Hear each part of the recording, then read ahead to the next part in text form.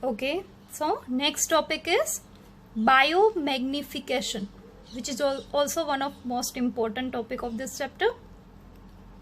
Now ये biomagnification पहले तो है क्या, अगर हमें सिंपल लैंग्वेज में बात करनी हो then what we can say about this. It is increase in concentration of the toxicant at successive trophic levels. Okay, now trophic levels means what? So this is the kind of food chain. Food chain जो होती है उसमें different different levels होते हैं, first level, second level, third level, like consumers है ना, then first of all producers, then consumers, primary, secondary and tertiary. So likewise ऐसे trophic levels है जो भी फूड चेन में सारे, उसमें कुछ कुछ ऐसे सब्सटेंसेस है जिसका डिग्रेडेशन पॉसिबल नहीं है, जिसको तोड़ा नहीं जा सकता है. वो जैसे हैं, जितने अमाउंट में है वो वैसे के वैसे ही रहेंगे. तो मान लो कोई एक एनिमल है, कुछ भी हम एग्जांपल लेके चलते, डिटेल में तो अभी मैं समझाऊंगी, but let us understand first this concept कि अगर कोई सब्सटेंस है वो एक एनिमल के बॉडी के अंदर है, अभी उसको कोई दूसरा एनिमल खा रहा है तो उसके बॉडी में से कहाँ पे ट्रांसफर हो गया, दूसरे एनिमल के बॉडी में. But these are the substance those which can not be degradable, which can not degrade, right. वो तोड़े नहीं जा सकते, उसको डिग्रेड नहीं कर सकते हम, तो उसका क्या हो जाएगा, अक्यूमुलेशन होता जाएगा. So this is the concept of biomagnification. और ऐसे हार्मफुल टॉक्सिकेंट हैं जो कि अगर ऐड होते जाए तो बहुत सारी डिसीज है, बहुत सारी बीमारियां हैं वो कॉज कर सकते हैं. And some of examples are mercury and DDT. DDT का फुल फॉर्म क्या है, डाइक्लोरोडाइफिनाइल ट्राइक्लोरोइथेन. याद रखना ये एमसीक्यू के लिए भी फॉर द कॉम्पिटिटिव एग्जाम. सो ये कुछ एग्जाम्पल है, मर्क्यूरी एंड डीडीटी जैसे कुछ सब्सटेंसेस है जो कि डिग्रेड नहीं हो सकते हैं, उसका अक्यूमुलेशन होता जाएगा ईच ट्रॉपिक लेवल पे, उसको बोलते हैं biomagnification. Okay, so what we can say about this. So a few toxic substances often present in industrial waste waters can undergo biomagnification. Now in the aquatic food chain it can happen. ऐसे aquatic food chain का एक example लेके ये topic दिया गया है, आपको समझाया गया है टेक्स्ट बुक में. So let us understand that. So first we'll talk about this food chain, aquatic food chain. तो पहले हम बात करेंगे कि सबसे पहले तो जो ये वेस्ट मटेरियल है, वेस्ट वाटर है, वो आता है पानी में, है ना. सारे एक्वेटिक वाटर बॉडीज में ऐसा गंदा पानी है उसको छोड़ा जाता है. तो हम वाटर की बात करें तो उसमें डीडीटी का अमाउंट कितना होगा. सो 0.003 पार्ट्स पर बिलियन, PPB. इतना ज्यादा अमाउंट होता है पानी में, क्योंकि उसमें तो सीधा ही गंदा वेस्ट आ रहा है, गंदा पानी आ रहा है, तो उसमें ज्यादा अमाउंट है डीडीटी का. अब इस पानी को कौन यूज करेंगे, जूप्लैंक्टन्स, है ना, यानी छोटे छोटे जो कीड़े वगैरह हैं वो सारे उसको पानी को यूज करेंगे.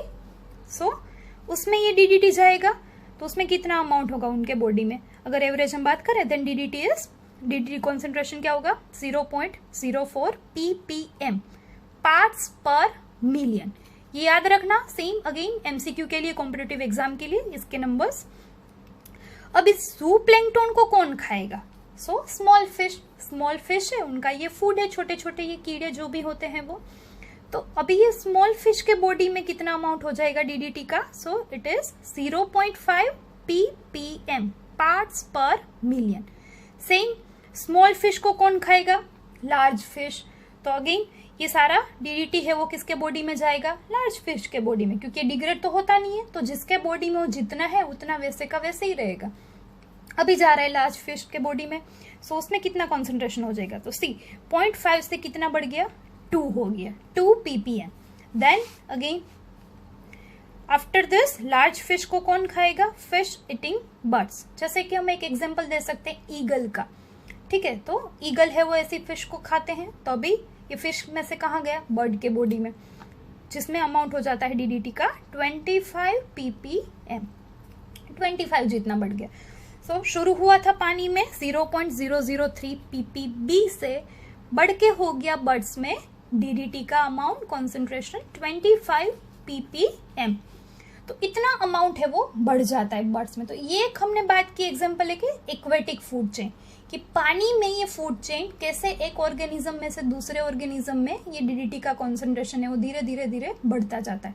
सी क्योंकि देखिए जैसे हम बात कर रहे हैं बर्ड की, तो ओबियसली फिश में कितना है 2 ppm जितना है, पर ओबियसली वो पूरे अपने लाइफ टाइम में एक ही फिश थोड़ी खाएंगे, वो तो बहुत सारी फिश खाएंगे। तो जितनी भी फिश के अंदर जो डीडीटी का अमाउंट है वो सारा का सारा कहाँ पे अक्यूमुलेट होगा, एक बर्ड के बॉडी में। सेम वे जैसे कि हमने स्मॉल फिश की बात की थी, तो स्मॉल फिश एक ही थोड़ी खाएगी, लार्ज फिश है वो, लार्ज फिश अपने पूरे लाइफ टाइम में तो बहुत सारी स्मॉल फिशेस खाएंगी, तो उनके बॉडी में भी अमाउंट है वो बढ़ जाएगा। तो लाइकवाइज ये डीडीटी का कॉन्सेंट्रेशन है वो ऑलवेज बढ़ता ही रहता है, क्योंकि उसका डिग्रेडेशन तो कहीं भी पॉसिबल है ही नहीं, राइट। सो अभी ये बात हो गई अक्यूमुलेशन की, ठीक है, जो कि हमने एक्वेटिक फूड चेन में देखा कि कैसे डीडीटी कॉन्सेंट्रेशन है वो बढ़ता जाता है, जिसको बोलते हैं हम बायोमैग्निफिकेशन। अब इसकी साइड इफेक्ट्स क्या है, चलो मान लिया कि अक्यूमुलेट होते हैं, तो उसका नुकसान क्या होता है उसके बारे में हम बात करेंगे। तो सबसे पहले तो हम बात करेंगे बर्ड्स में कि उसका नुकसान होता क्या है, ठीक है। फिर बात करेंगे हम ह्यूमन बॉडी में कि उसका नुकसान क्या होता है। जैसे कि इधर हमने बात की लार्ज फिश की, तो उसको बर्ड्स खाते हैं। सेम भी यहाँ से ये फिशेस है उनको ह्यूमंस भी तो खाते हैं, जो नॉन वेजिटेरियंस हैं वो फिश को एज ए फूड यूज करते हैं, तो ऑब्वियसली उनके बॉडी में भी तो ये अमाउंट जाएगा डीडीटी वगैरह का, ठीक है। तो फिर हम उसकी बात करेंगे कि उनके बॉडी में क्या नुकसान होता है। So now will see about birds. So concentration of DDT increased at successive trophic levels, ये each trophic level में बढ़ता जाता है डीडीटी का concentration, as it starts at 0.003 ppb from the water and reach to 25 ppm in fish eating birds। तो ऐसे है वो कॉन्सेंट्रेशन बढ़ता गया, ठीक है। तो सब मैंने बात की, हम साइड इफेक्ट्स की बात करते हैं कि क्या होता है। तो पहले हम बात करेंगे बर्ड्स में, देन बात करेंगे ह्यूमन बॉडी में कि कैसे इफेक्ट्स है वो होती है। सो बर्ड्स में ये याद रखना पॉइंट इंपॉर्टेंट है, high concentration of DDT disturb the calcium metabolism in birds. Birds में जो कैल्शियम मेटाबॉलिज्म होता है, यानी कैल्शियम का बनना, उसका जो पाथवे है उसको डिस्टर्ब करता है, यानी कैल्शियम प्रॉपर अमाउंट में बनने नहीं देता है, which causes the thinning of egg shell and their premature breaking can cause decline in bird populations। Okay, अभी ये कैल्शियम ही प्रॉपर नहीं बन रहा है बर्ड में, तो अभी से उनके जो अंडे हो गए, एग हो गए, उसका एग शेल जो कि कैल्शियम का बना हुआ होता है, व्हाइट कलर का जो आपने देखा होगा, राइट। तो ये एग शेल है वो कैसा, नॉर्मली नेचुरली वो होता है थोड़ा टफ होता है, ठीक है, ताकि टूट नहीं जाए। बट अभी क्योंकि उसके बॉडी में कैल्शियम का अमाउंट प्रॉपर नहीं है उस बर्ड के बॉडी में, तो उसकी वजह से ये शेल है वो कैसा होगा, थीन होगा, एकदम ही पतला है वो कवर होगा।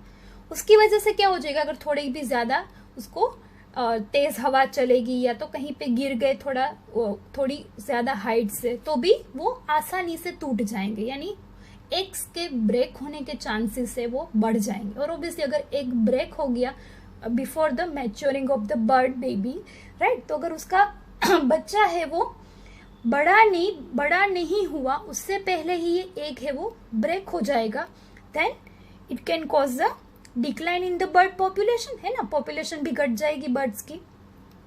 सो ये बात हुई बर्ड्स में कि ये डीडीटी का कॉन्सेंट्रेशन अगर बढ़ जाएगा तो क्या नुकसान होगा। अगर हम बात करें ह्यूमंस की, देन सो ह्यूमंस में भी ये मोर ससेप्टेबल है to the cancers and liver and kidney failure as well as respiratory diseases, ये सारे प्रॉब्लम्स है वो कॉज करते हैं। उसके अलावा birth defects in pregnant woman, क्या डिफेक्ट हो सकती है, so brain damage and heart diseases are a result of mercury, cadmium, lead, cobalt, chromium and other chemicals. तो अगर कोई लेडी है वो प्रेग्नेंट है और उसका जो फीटस है उसमें अगर ये कॉन्सेंट्रेशन है सम हेवी मेटल्स और ऐसे केमिकल्स, डीडीटी जैसे केमिकल्स का अगर उसमें ऐड हो गया, तो उनमें जन्म से ही खामियां हो सकती हैं, जिसको हम बर्थ डिफेक्ट्स बोलते हैं। कैसी डिफेक्ट्स हो सकती है, लाइक उनके ब्रेन में डिफेक्ट होगी, हार्ट है वो नॉट प्रॉपरली मैच्योर्ड बना हुआ होगा, राइट। तो कुछ ऐसे ऑर्गन रिलेटेड कॉम्प्लिकेशंस है वो होंगे फीटस में, बच्चे में, राइट। अगर ये प्रेग्नेंट लेडी के बॉडी में कुछ ये अमाउंट है वो ज्यादा है, देन उनके बेबी को फर्दर जो फ्यूचर में आने वाला है उसमें ये सारी डिफेक्ट्स है वो होने के चांसेस बहुत ही ज्यादा है। So these are some effects of biomagnification by which it can cause very harmful effects to the living beings, right, उसको बोलते हैं बायो मैग्निफिकेशन, जिसमें हमने एक एग्जांपल लिया डीडीटी का, और फूड चेन कौन सी, एक्वेटिक फूड चेन में एग्जांपल लेके बात की। Hello everyone, so in today's lecture we'll understand some more points about BOD, जो कि हमने लास्ट लेक्चर में ये टॉपिक पढ़ा था BOD के बारे में, which was biochemical oxygen demand, right. अब कुछ एक्स्ट्रा पॉइंट्स है उसके बारे में थोड़ा डिस्कस करेंगे। विद दैट COD, अब BOD के साथ हम COD भी समझेंगे कि ये क्या होता है, which is extra note for you people, कि ये COD होता क्या है, ठीक है। तो जैसे ही हमने BOD पढ़ा था कि जो बायोकेमिकल ऑक्सीजन डिमांड था, वैसे ही होता है एक दूसरा जिसको बोलते हैं हम chemical oxygen demand. This both techniques we can use to measure the impurities of water. पानी की जो अशुद्धि होती है उनको चेक करने की ये दो टेक्निक्स है, एक है BOD, दूसरा है COD।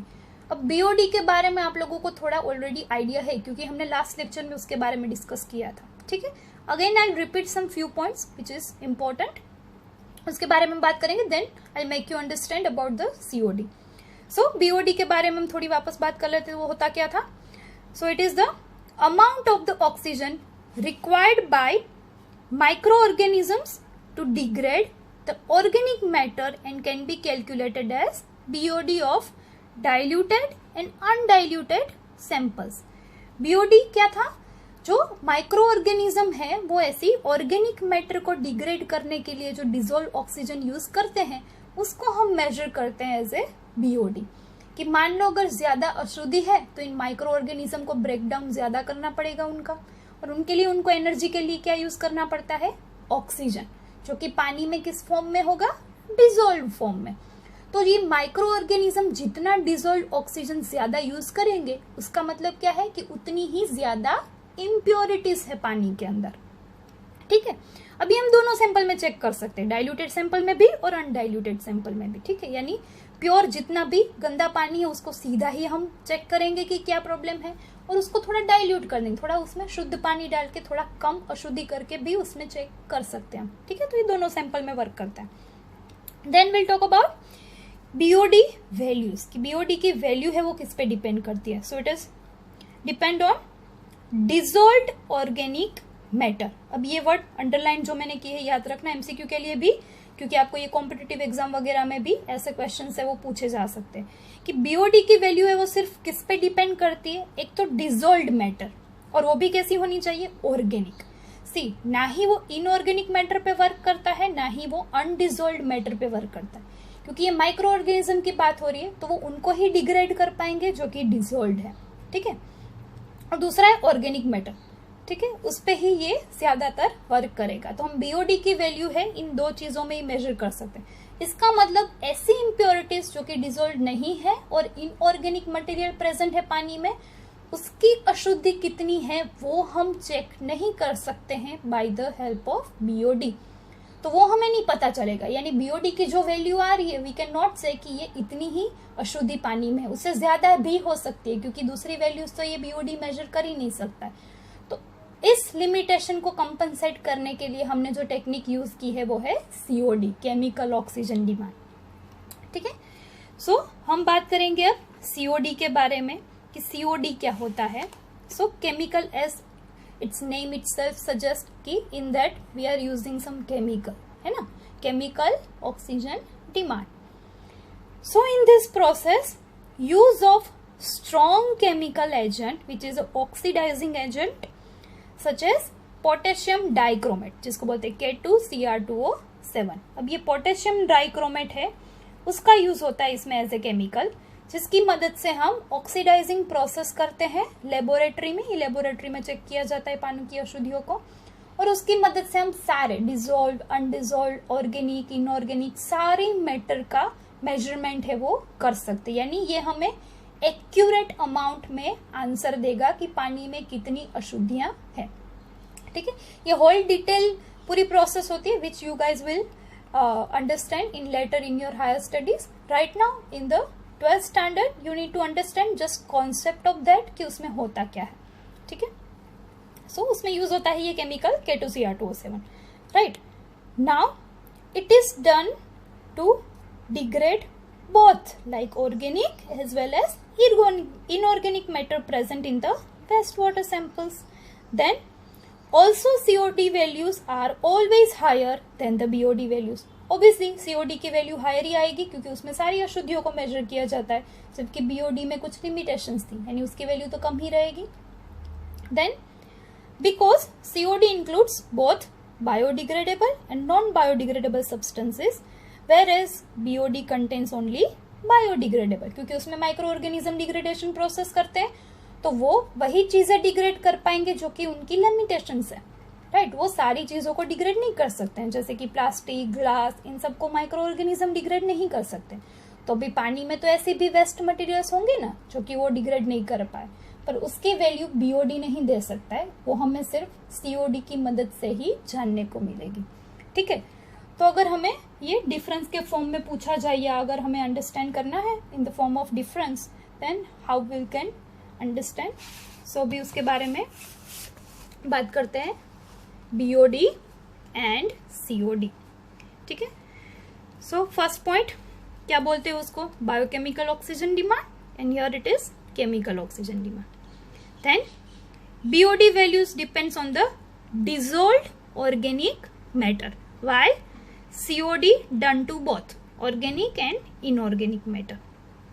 Then BOD values are always less than COD, while COD values are always higher than the BOD values.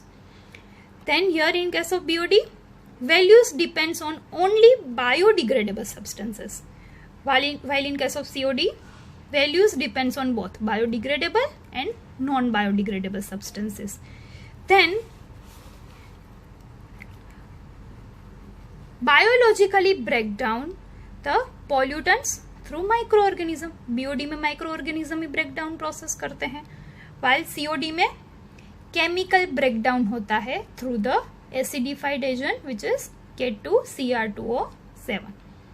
Now BOD process है वो स्लो मेथड है, वाइल COD है वो फास्टर भी है एंड एक्यूरेट मेथड भी है ना. वो हमें एकदम चौकस माहिती है वो देते हैं, है ना, फिक्स्ड इंफॉर्मेशन देते हैं.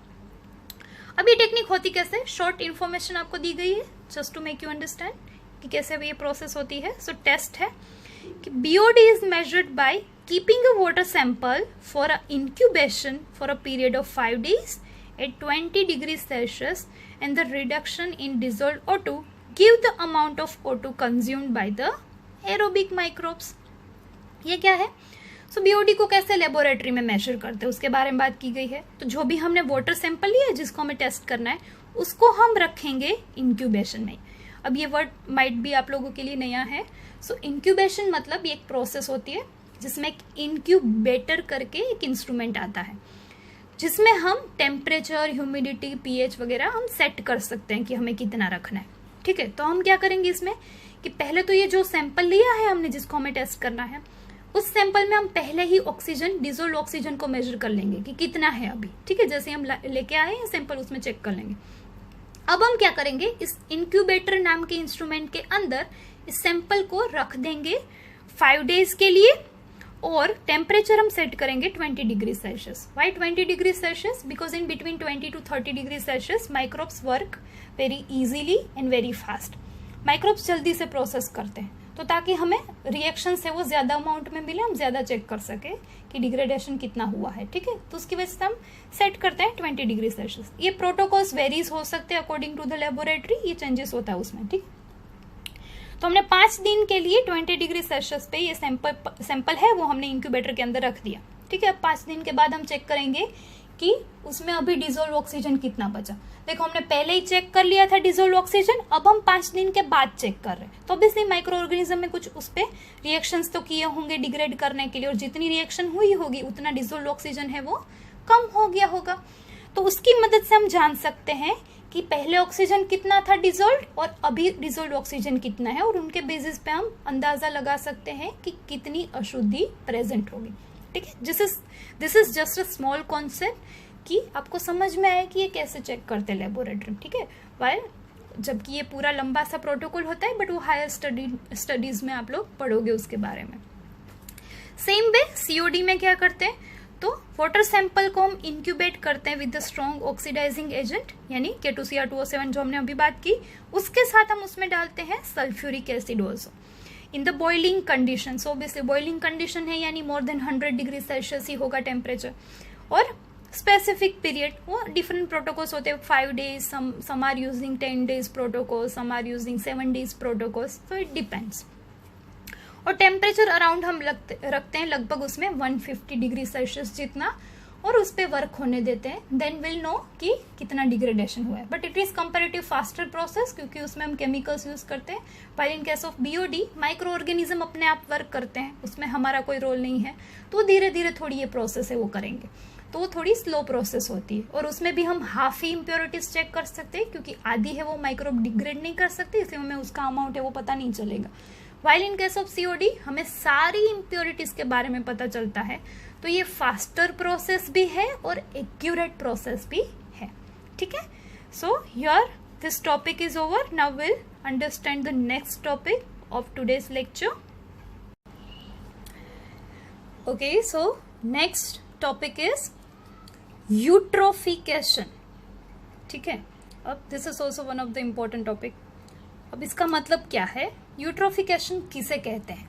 तो पहले तो हम लेमन लैंग्वेज में समझ लेते हैं, शादी भाषा में समझ लेते हैं कि उसको कहते क्या है. ठीक है.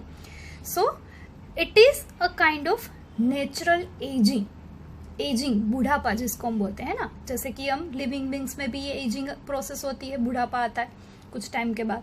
सेम वे ये जो लेग्स है, स्पेशली लेग्स की बात हम इधर कर रहे हैं, वाटर बॉडीज जो हमारी सारी होती है like legs, reverse etcetera. But river है वो बहुत ही ज्यादा बड़ी होती है तो उसको टाइम लगता है.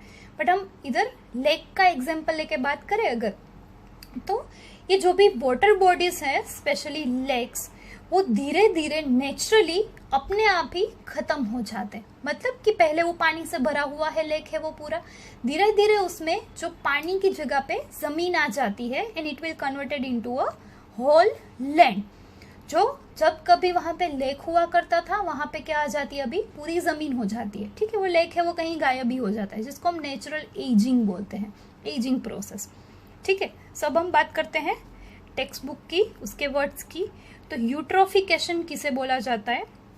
So it is the natural ageing of a lake bye nutrient enrichment of its water. ठीक है. अब हम क्या करते हैं, सो because of the human activities जितनी भी इम्प्योरिटीज है, गंदा पानी है, वो सारे कहाँ पे ऐसे वाटर बॉडीज में अल्टीमेटली डाले जाते हैं. बिकॉज ऑफ दिस पानी है वो पोल्यूटेड हो जाता है. अब ऐसे गंदे पानी में ऑब्वियसली ये सारे न्यूट्रिएंट मटेरियल्स हैं, nitrogen, phosphorus, carbon etcetera, everything is there. So in a young lake, यानी कि जब भी नया नया बना है लेक, उस टाइम की अगर हम बात करें तो सबसे पहले जब नया लेक होगा उस टाइम पे वाटर है वो कोल्ड एंड क्लियर होगा. ठीक है. क्लियर तो समझ में आता है क्योंकि अभी उसमें कुछ इम्प्योरिटीज ऐड नहीं हुई. बट ये कोल्ड का क्या मतलब है? सो जब माइक्रो ऑर्गेनिज्म कुछ रिएक्शंस है वहां पे प्ले करेंगे, रोल करेंगे, तब क्या होगा, ये because of some chemical reactions जैसे कि एक्सोथर्मिक, एंडोथर्मिक रिएक्शंस होती है, उसमें कुछ एनर्जी है वो रिलीज होती है ना, कुछ एनर्जी रिलीज होती है. अब इस एनर्जी की वजह से पानी है उसका टेम्परेचर बढ़ जाता है. बट अभी तो नया नया बना है, ना ही इम्प्योरिटीज है, ना ही माइक्रो ऑर्गेनिज्म कुछ केमिकल रिएक्शंस कर रहे हैं. सो अभी कुछ एनर्जी रिलीज नहीं हो रही है, उसकी वजह से पानी है वो नॉर्मल है. Cold it doesn't mean chilled और kind of very cold, but cold का मतलब है कि गर्म नहीं है, अभी नॉर्मल टेम्परेचर पे वाटर होता है. शुरू में हम शुरुआत की बात करें जब लेक बना है. ठीक है. बट क्या हो जाएगा उसमें, क्योंकि लाइफ है वो लिटल है, बहुत ही कम माइक्रो ऑर्गेनिज्म वगैरह है, सारे लिविंग बींग्स वहां पे नहीं है, इतने ज्यादा एक्वेटिक एनिमल्स नहीं है. But with the time streams draining into the lake introduce nutrients such as nitrogen and phosphorus which increases the growth of aquatic organism. But during the time जैसे ये impurities आती जाएगी लेक में, उसमें फिर microbes वगैरह है वो ग्रो होना स्टार्ट हो जाएंगे. उसमें भी स्पेशली मैंने हाईलाइट किया है वर्ड नाइट्रोजन एंड फॉस्फोरस. ये ज्यादा अमाउंट में रोल प्ले करता है ऑर्गेनिज्म के ग्रोथ के लिए. क्यों यही दोनों? थिंक वंस, सोचो. तो अगर आपको याद होगा डीएनए का स्ट्रक्चर बायोमोलिक्यूल्स, स्टैंडर्ड 11 चैप्टर 9 है ना, बायोमोलिक्यूल्स, तो उसमें हमने डीएनए रिलेटेड बात की थी। तो डीएनए का अगर स्ट्रक्चर आप रिकॉल करोगे, याद करोगे, तो आपको याद आएगा कि उसमें न्यूक्लियोटाइड से बना हुआ होता है। और न्यूक्लियोटाइड है वो 3 चीजों से बनी है, nitrogenous basis, sugar and phosphate. तो नाइट्रोजन बेस है यानी वो किससे बना है, नाइट्रोजन से, and phosphate itself suggest this phosphorus, है ना। तो ये सारे मॉलिक्यूल्स है वो इंपॉर्टेंट है न्यूक्लिक एसिड के लिए, यानी DNA as well as RNA दोनों के स्ट्रक्चर में। Then moreover proteins, lipids, इन सब के स्ट्रक्चर में कहीं ना कहीं ये नाइट्रोजन एंड फॉस्फोरस यूज होते हैं। So obviously it is a important molecules to make the such large molecules, such large biomolecules, जैसे कि न्यूक्लिक एसिड यानी DNA, RNA, protein, lipids etcetera. इन सब के फॉर्मेशन के लिए नाइट्रोजन एंड फॉस्फोरस है वो बहुत ही इंपॉर्टेंट है, ठीक है। तो इसका मतलब अगर नाइट्रोजन एंड फॉस्फोरस प्रेजेंट है then micro organism can grow very well, right. Then over the centuries as salt and organic debris pile up, the lake grows shallower and warmer. अब जैसे ही टाइम जाएगा, कुछ सालों का टाइम जाएगा, वैसे ही उसमें धीरे धीरे सल्ट यानी जिसको हम कीचड़ वगैरह बोलते हैं, यानी माटी है वो आती जाती है धीरे धीरे करके because of wind and all. तो उसकी वजह से यानी अगर रेन भी हुआ है तो पानी है वो बहकर आ जाता है लेक में। तो इन सब चीज़ों की वजह से ऑर्गेनिक डेब्रिस वगैरह है वो उसमें ऐड होती जाती है एंड लेक है वो धीरे धीरे शैलो होता जाता है, ठीक है, क्योंकि उसके नीचे लोअर लेवल पे ये माटी वगैरह जमा हो गए और पानी है because of some chemical reactions क्या हो जाएगा, वार्म हो जाएगा, गर्म थोड़ा होना स्टार्ट हो जाएगा। Then marsh plants take root in the shallows and begin to fill in the original lake basin. Lake basin की अगर हम बात करें तो बॉटम की बात करें तो मार्श प्लांट्स यानी जो कि किनारे पे प्लांट्स होते हैं छोटे छोटे, वो सब जिसको हम घास भी बोलते हैं, वो सारे ग्रो होना स्टार्ट हो जाते हैं और उसके रूट्स है वो फॉर्म होना स्टार्ट हो जाते हैं पानी में। तो अब क्या हो जाएगा, धीरे धीरे धीरे ये फ्लोटिंग प्लांट्स है वो देखने लगेंगे पानी के ऊपर, जैसे कि आल्गीज है, आल्गल ब्लूम के बारे में हम ऑलरेडी पढ़ चुके हैं बिफोर 2 और 3 लेक्चर्स।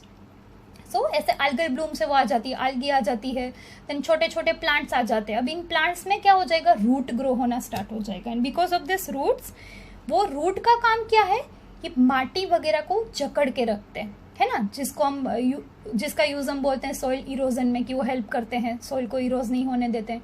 तो सेम पे यहाँ पे भी वो क्या करते हैं कि माटी वगैरह को ये रूट से वो जकड़ के रखते हैं, जिसकी वजह से क्या हो जाएगा कि पानी के अंदर जो भी माटी वगैरह आई है अभी जैसे कि लेक में आई है, उसको आगे नहीं बहने देगा, ना ही उसको जाने देगा वहां से, ये रूट से उसको जकड़ के रखते हैं वहां पे। सो बिकॉज ऑफ दैट ऑल्सो क्या हो जाएगा, लेक है वो शैलो होना स्टार्ट हो जाएंगे। देन इवेंचुअली ये फ्लोटिंग प्लांट से वो ग्रो होते हैं, उसके बाद वो कन्वर्ट हो जाता है ये पूरा लेक है वो लैंड में।